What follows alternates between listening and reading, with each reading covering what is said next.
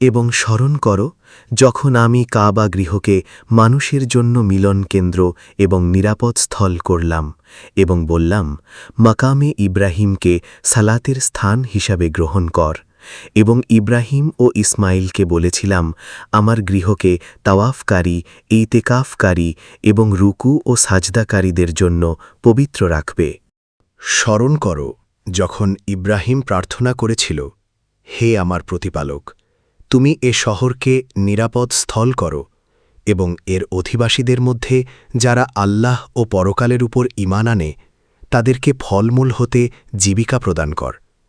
নির্দেশ হল, যে কেউ কুফরি করবে তাকেও আমি কিছুদিনের জন্য উপকার লাভ করতে দেব এবং তারপর তাকে জাহান্নামের আগুনে দাখিল করব, আর কতই না নিকৃষ্ট তাদের ফেরার জায়গা। আর যখন ইব্রাহিম ও ইসমাইল কাবাগৃহের ভিত্তি তুলছিল তখন প্রার্থনা করল, হে আমাদের প্রতিপালক, আমাদের পক্ষ থেকে কবুল করো, নিশ্চয় তুমি সর্বশ্রোতা ও সর্বজ্ঞাতা।